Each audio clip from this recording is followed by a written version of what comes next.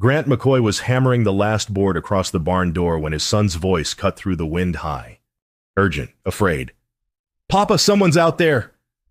Grant's head snapped up. Snow was already falling sideways, turning the world into a white blur. The blizzard had come faster than the almanac predicted. He squinted toward the fence line where 8-year-old Jacob was pointing. A dark shape lay crumpled in the snow. "Sarah, get inside!" Grant shouted to his daughter. 10-year-old Sarah grabbed Jacob's hand and pulled him toward the cabin. Grant ran, boots sinking deep with every step. The cold bit through his coat like teeth. The figure was a woman. She wore a riding coat fine wool, now soaked and torn. Her hat was gone. Her face was pale as the snow beneath her. Grant dropped to his knees, pressed fingers to her throat.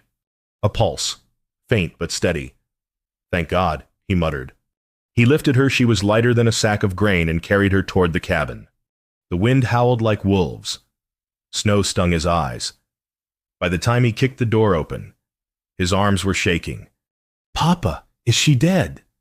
Sarah's voice trembled. "Not yet. Get blankets. Jacob, stoke the fire." The children moved fast. Grant laid the woman on the floor near the hearth. Her lips were blue. Her clothes were soaked through. He worked quickly, modestly removing her wet coat and boots, wrapping her in quilts. Sarah brought hot water. Jacob fed wood into the fire until it roared. Grant checked for injuries, bruises on her arms, a scrape on her temple. Nothing broken, just cold, deadly cold. "Who is she?" Sarah whispered. "Don't know, honey, but the land don't get to decide who lives and dies. We do." He sat back on his heels, studying her face. She was young, maybe 30. Her hands were soft, uncalloused. "Not a ranch woman, not from around here. Outside." The wind screamed. Snow piled against the windows. The blizzard had sealed them in. Grant sent the children to their room. He pulled a chair close to the fire and kept watch. The woman murmured in her sleep fragments of words he couldn't catch. Something about finding him, and they can't know. Trouble. Grant thought, but what kind? Hours passed. The fire crackled. The storm raged. Near midnight. The woman's eyes fluttered open gray as storm clouds and locked on Grant's face. She tried to sit up. He steadied her with a hand on her shoulder. "Easy now. You're safe." Her voice came out raw, barely a whisper. "Please, don't tell anyone I'm here." Then her eyes rolled back and she slipped into unconsciousness again. Grant stared at her, then at the door, then back at her face. Trouble. Definitely trouble. But he'd never turned away someone in need. He wasn't about to start now. She woke to the smell of burnt bacon and children's laughter sounds she hadn't heard in years. The cabin was small but clean. Sunlight streamed through a single window. The storm had passed, leaving the world buried in white. She was lying on a cot near the fire, wrapped in quilts that smelled of wood smoke and soap. 2 children stared at her from across the room. A girl with braids, a boy with wide, curious eyes. "You're awake," the girl said. "Papa said you might sleep for days." The man Grant. She remembered vaguely stood at the stove. He turned, spatula in hand. "Easy. Don't sit up too fast." She ignored him and sat up anyway. The room spun. She pressed a hand to her temple. "Stubborn." Grant muttered. He poured coffee into a tin cup and brought it to her. "Drink this. Slow."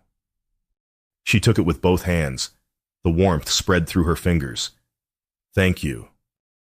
You got a name." She hesitated. Lies came easily after so many years of running.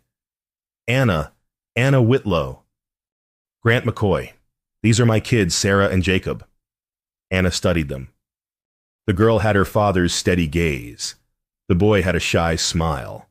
Both were dressed in patched clothes, but clean. Loved.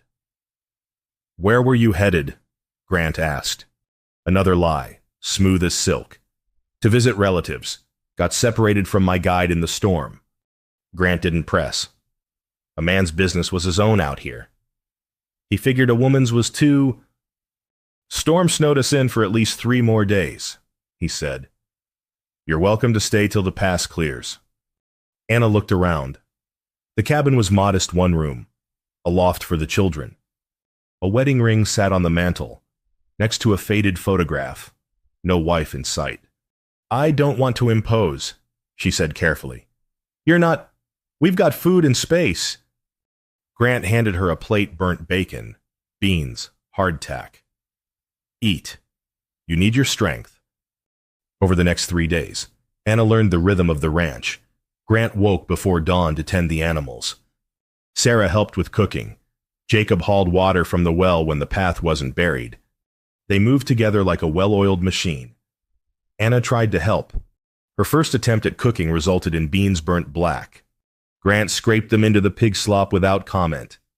Sarah, bless her, taught Anna to knead bread dough.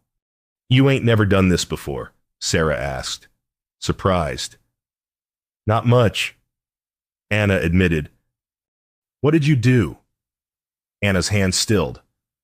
I lived in a house where other people did the work. Sarah's eyes went wide. Like a mansion. Something like that. At night, after the children were asleep in the loft.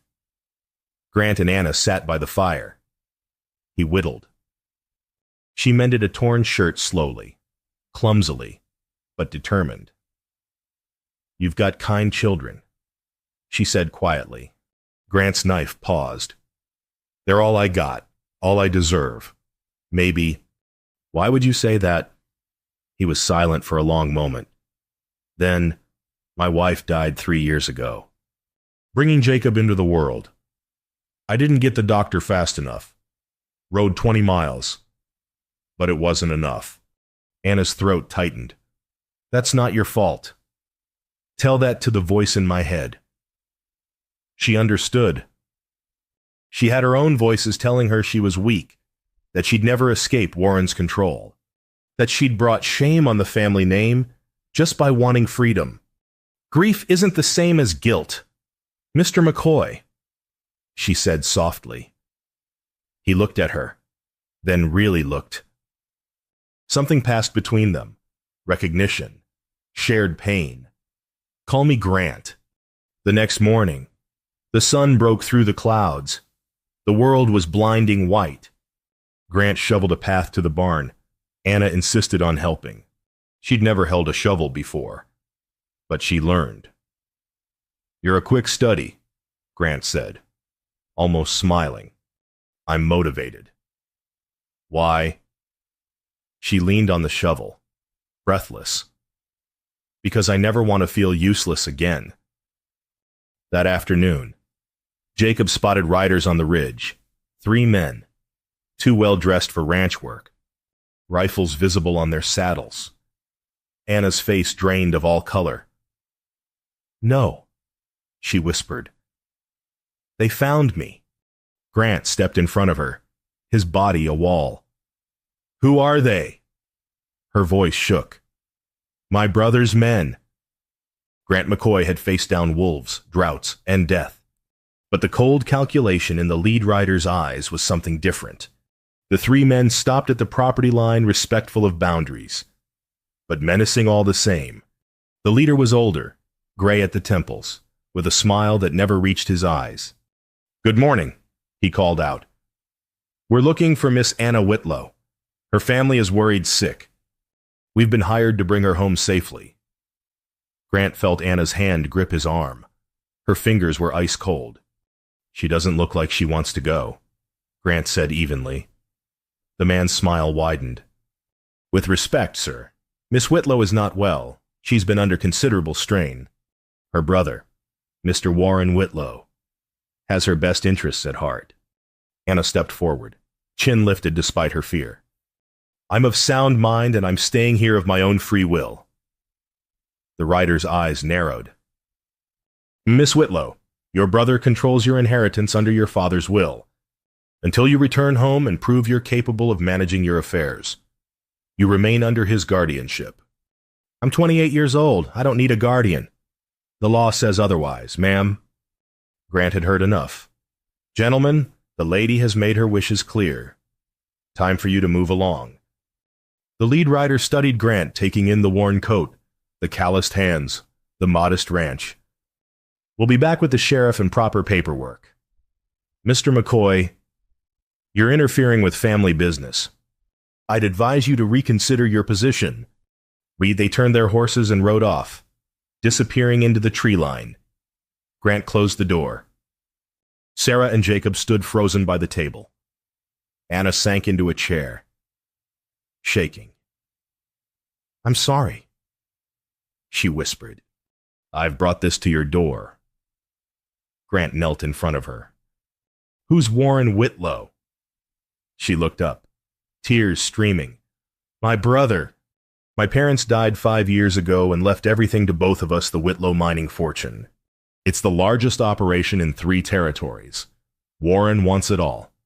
He's been trying to have me declared incompetent so he can control my shares. Grant absorbed this. She wasn't just rich. She was that Whitlow. Why did you run? Because he was going to lock me away. Call it a rest cure. Keep me medicated and hidden until I signed over everything. I escaped 2 weeks ago. I've been running ever since. Sarah moved closer, slipping her small hand into Anna's. You're safe here. Anna's sob was raw. No, sweetheart, I'm not. And now you're not either. Grant stood, jaw set. He looked at his children. Sarah, Jacob. Sometimes doing right means standing against the crowd. You two understand.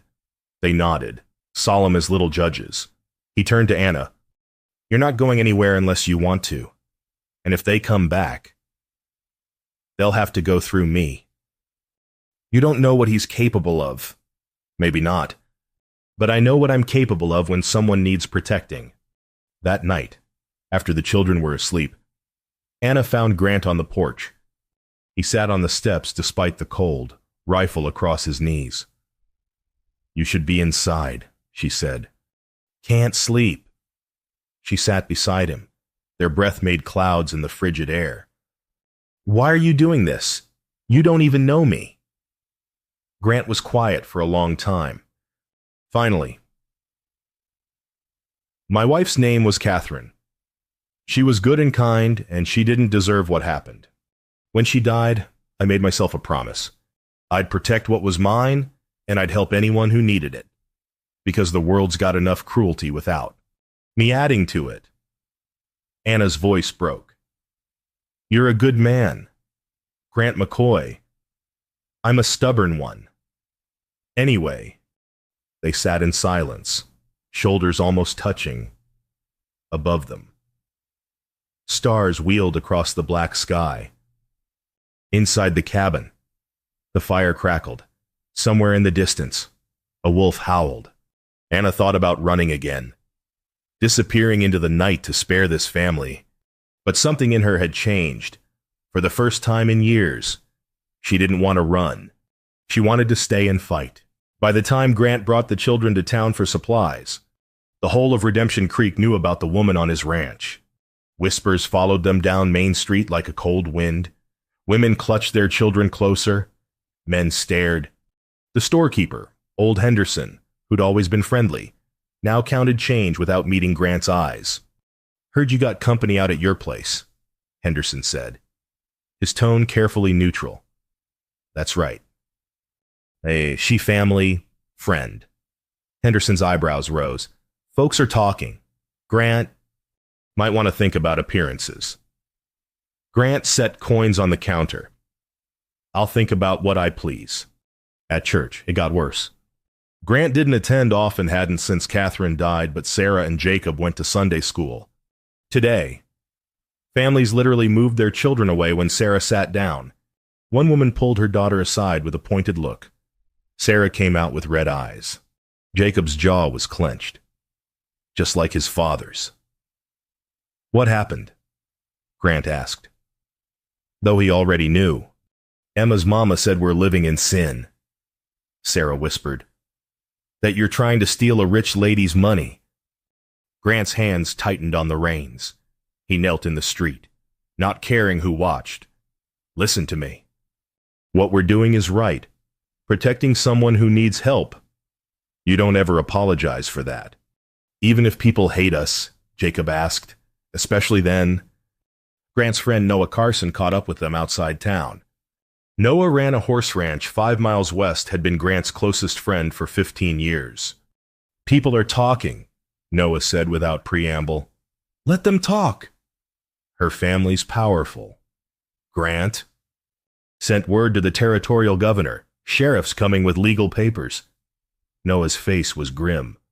You sure you want this fight? Grant looked at his children, then back at Noah. I'm sure. Noah studied him, then nodded slowly. All right then. I'm with you. But it's going to get ugly. That evening, as Grant's wagon rolled back to the ranch, a small figure waited by the road. Miss Clara Brennan, the school teacher. She was maybe 40, unmarried, with kind eyes and a spine of steel. Mr. McCoy. She approached the wagon. I heard what happened at church. I'm ashamed of this town. Grant tipped his hat. Appreciate that. Miss Clara, I want you to know I've seen your character. If you say Miss Whitlow needs help, I believe you. She handed Sarah a small package. Books for you. Dear, don't let small minds make you feel small. Sarah clutched the books like treasure. Thank you. Ma'am. As Clara walked away, Noah spoke quietly. Sometimes the hardest trail leads home. But you gotta be sure it's your trail, not someone else's. It's mine. Grant said, and I'm walking it. At the ranch. Anna was waiting on the porch. She'd been watching the road all day. When she saw their faces, she knew. They turned on you. Grant helped the children down. Some did. Some didn't. That's how it goes. I should leave. No. Grant's voice was firm. You stay. We'll weather this. That night, after the children were in bed, Anna tried again. I'm destroying your life. Grant shook his head. No. You're showing me I still got one worth living. A sound from outside hoofbeats. Grant grabbed his rifle. Through the window, a single rider approached. Expensive suit, cold eyes. Warren Whitlow had arrived. Anna learned that healing came through labor, the kind that left your hands sore and your heart lighter. Warren had delivered his message and left legal papers were being prepared. A hearing in 4 weeks. He'd bring doctors, lawyers, witnesses. He'd prove Anna was incompetent and Grant was a manipulator. Then he'd ridden away with a smile that promised ruin. But life on the ranch didn't stop for threats. Anna insisted on earning her keep. The first time Grant handed her an axe, she nearly dropped it on her foot. Easy, he said, catching her wrist. Like this. He stood behind her, guiding her hands. Showed her the rhythm lift. Aim, strike. Their hands overlapped on the handle. She could feel the warmth of him through her coat. Try again. This time, the blade sank into the wood. Not deep, but enough. She grinned like a child. I did it. You did. Grant's smile was small but real. Now do it 200 more times. She learned to cook beans that didn't burn, to mend fences, though her fingers bled from the wire, to calm a spooked horse with a steady hand and a soft voice. Each task was a small victory against the helplessness that had defined her life. Evenings became sacred. After the children slept, Grant and Anna sat by the fire. He whittled. She sewed. They talked. Tell me about your parents. Grant said one night. Anna's hands stilled. They were good people. My father built the mining company from nothing. My mother taught me to read and to think for myself. When they died in a train accident. Warren changed. Or maybe he just stopped pretending. What did he do? Told everyone I was fragile, that I needed protecting. He hired tutors who reported to him, doctors who prescribed tonics that made me sleep. He controlled my money, my mail, my friends. I became a prisoner in my own home. Grant's knife paused. How'd you escape? A maid helped me. She left a window unlocked and a horse saddled. I rode for 3 days before the blizzard caught me. Anna looked up, eyes bright with unshed tears. You saved my life. Grant, you're saving mine too, he said quietly. I've been dead for 3 years. Just going through the motions. You remind me there's more to life than grief. They leaned closer. The fire crackled. Outside. The wind whispered through the pines. Jacob's cry shattered the moment.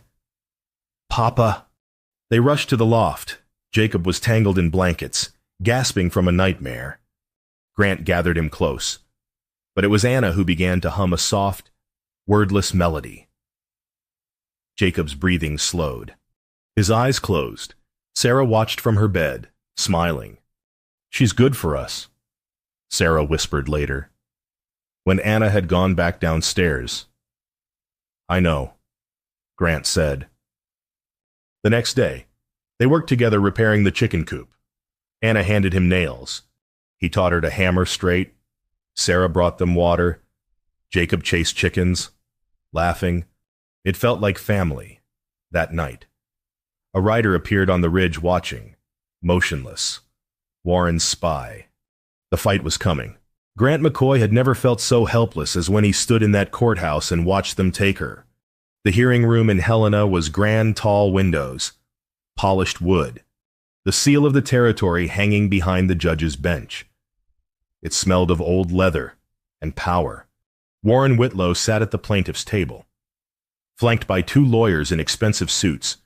He looked like a man who'd never lost anything in his life. Anna sat with her court-appointed attorney, a young man who looked terrified. Grant, Noah, and Clara sat in the gallery with the children. The room was packed curious townspeople, reporters, Warren's paid supporters. The judge entered. Everyone stood. Court is in session. The matter of Warren Whitlow versus Anna Whitlow. Petition for conservatorship. Warren's lawyer stood. He was smooth, confident. He painted a picture of a disturbed woman prone to delusions, irrational behavior, poor judgment. He called a doctor who'd never met Anna but testified she showed signs of hysteria. Miss Whitlow abandoned her responsibilities, her family, her home. She placed herself in danger and attached herself to a stranger, a man of modest means who clearly saw an opportunity. Grant's hands clenched. Noah put a warning hand on his arm. The lawyer called townspeople from Redemption Creek. They testified about impropriety, a single man and unmarried woman living together, about Grant's sudden interest in a wealthy heiress. Then Warren took the stand. He played the concerned brother perfectly. I only want what's best for Anna. She's not herself. Our parents would want her protected. Anna's lawyer tried to object, to present evidence, but he was outmatched. Finally, Grant was called. He stood, straightened his coat, and walked to the witness box. Warren's lawyer circled like a wolf. Mr. McCoy, how much did you think you'd gain by seducing a wealthy heiress? I didn't seduce anyone. No, you took her into your home, isolated her, convinced her that her own family was her enemy. She convinced me. I just believed her. How convenient. The judge interrupted. Mr. McCoy, did you know Miss Whitlow's identity when you found her? No, sir. I knew she was hurt and needed help. That's all that mattered. And now what do you want from her? Grant looked at Anna. Her eyes were full of tears, hope, and fear. I want her to be free, to make her own choices, to live without fear. He turned to the judge. She's got more sense than most men I know. More courage, too. If wanting to protect that makes me guilty of something, then I'm guilty. The gallery murmured. Warren's face darkened. During recess. Warren cornered Grant in the hallway. You really think you can win? I think the truth matters. Warren laughed cold, sharp. The truth is I have power, and you have dirt under your fingernails.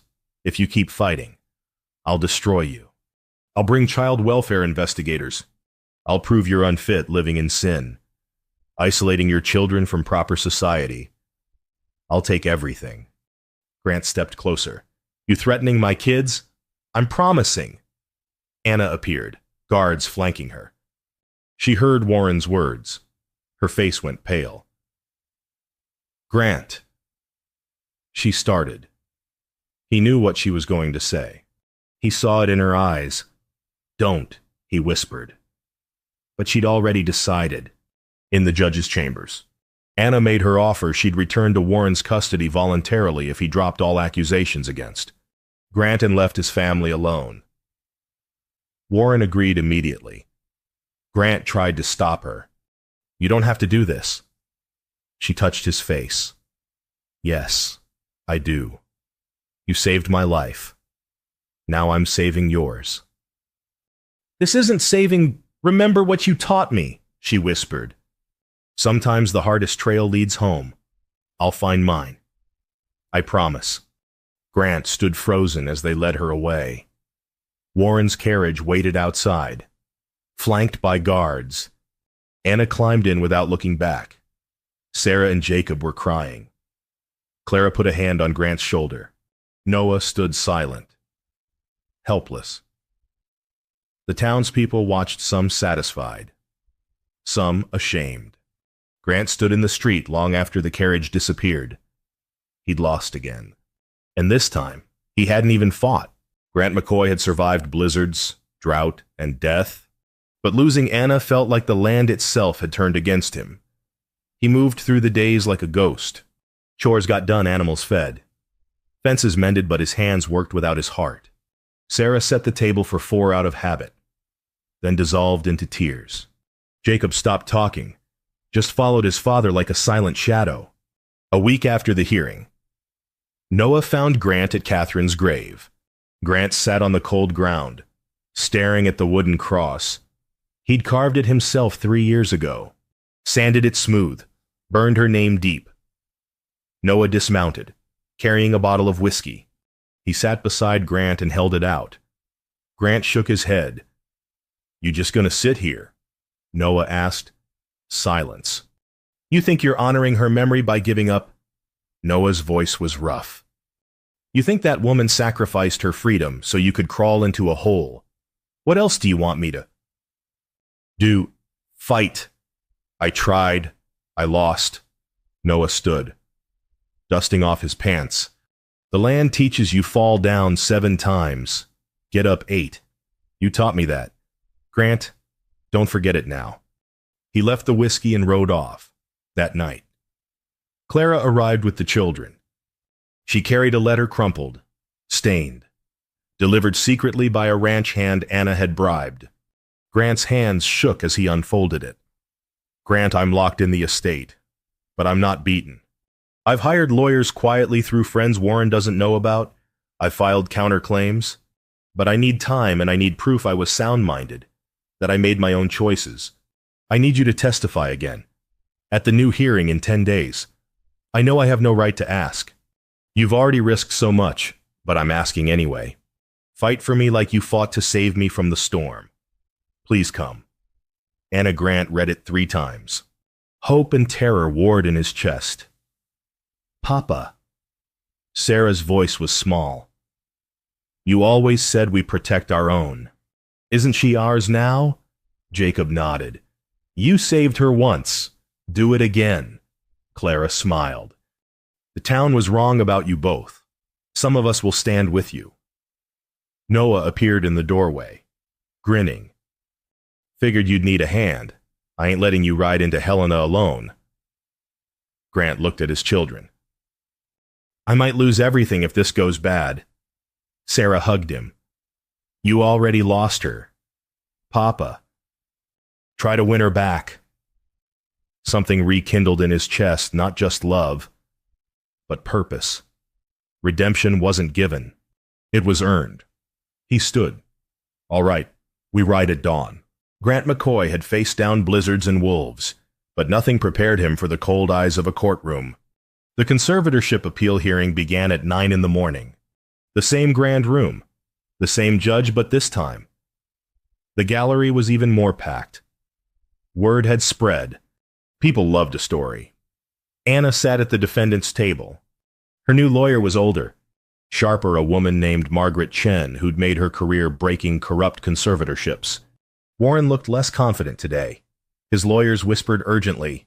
Margaret Chen stood. Your Honor, we will prove that Miss Anna Whitlow is of sound mind, that her brother Warren Whitlow has engaged in financial misconduct, and that his petition for conservatorship is a transparent attempt to steal her inheritance.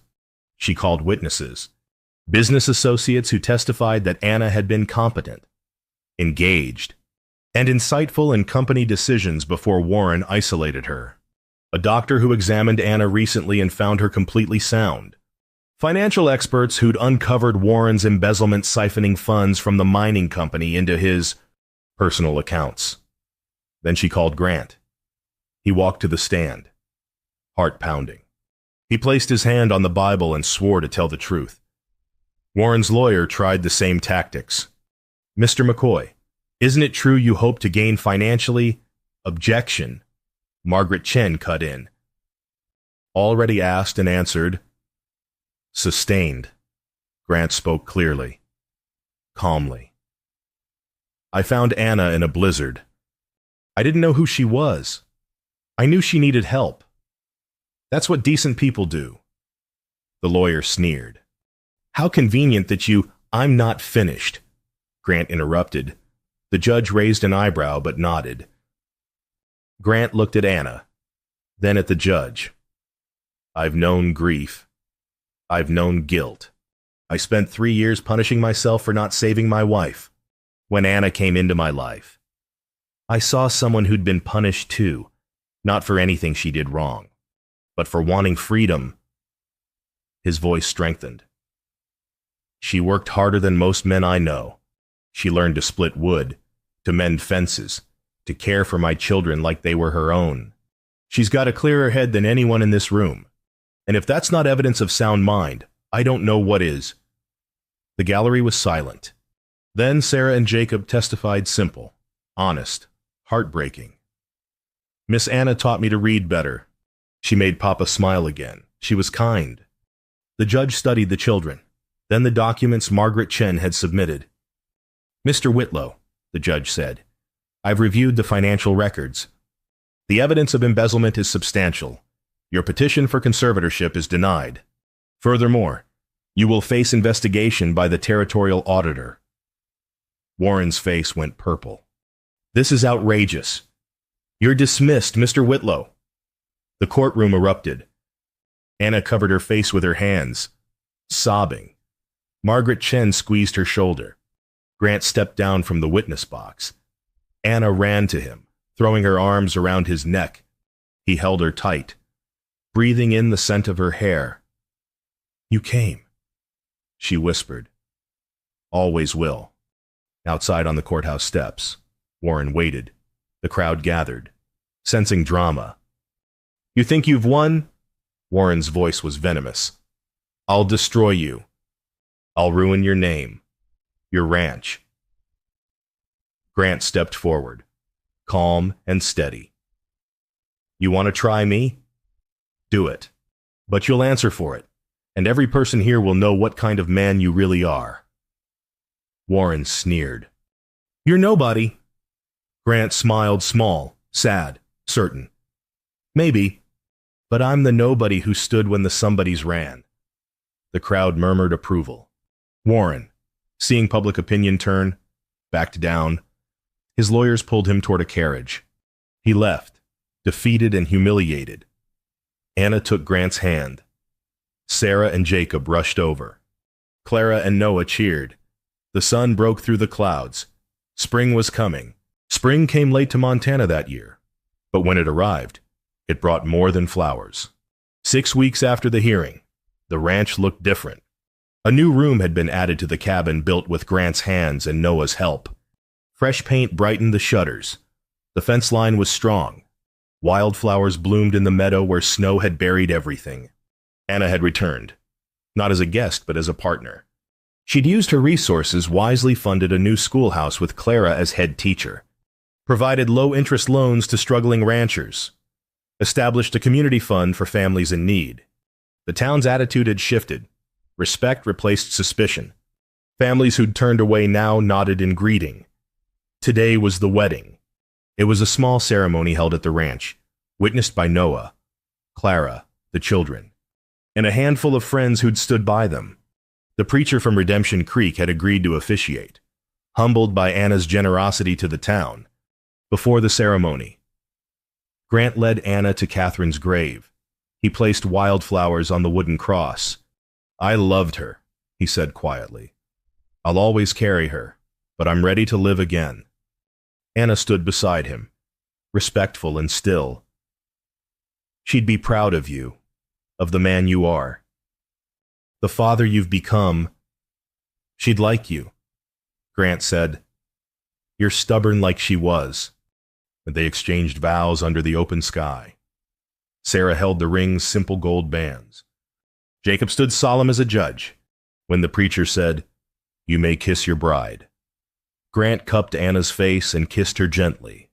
The small crowd cheered. After the ceremony, neighbors gathered for a barn raising a new structure to symbolize new beginnings. Men worked the beams. Women prepared food. Children played. Fiddles tuned up. The community that had judged now celebrated. Warren was gone, fled the territory to avoid prosecution.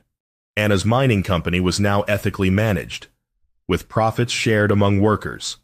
She split her time between business and ranch life, finding balance.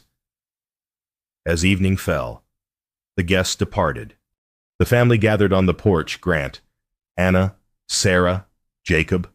Jacob had planted a sapling near the house that morning. "So it grows with us," he'd explained. Now he watered it carefully. Sarah read aloud from a new book, her voice clear and confident. Grant and Anna sat side by side, hands intertwined, watching the sunset paint the mountains gold. "I never knew home could feel like this," Anna said softly. Grant squeezed her hand. "That's because we built it together, the hard way." Sarah looked up from her book. "The best way, Papa." The wind carried the scent of wildflowers and fresh-cut timber. Somewhere, a meadowlark sang. The mountains stood eternal, witnessing this small family's triumph. Grant thought of the blizzard that had brought Anna to his door, how close they'd come to missing each other entirely, how much courage it had taken to fight for this moment. The land teaches you, he thought. Nothing good comes easy. But what you build with your hands and heart, no storm can take away. And sometimes the stranger in the blizzard becomes the home you didn't know you were building toward. As darkness fell, lamplight glowed warm in the cabin windows. The family moved inside together. The door closed softly. The land settled into night, peaceful, patient, complete. Spring had finally come, and with it, hope. The end.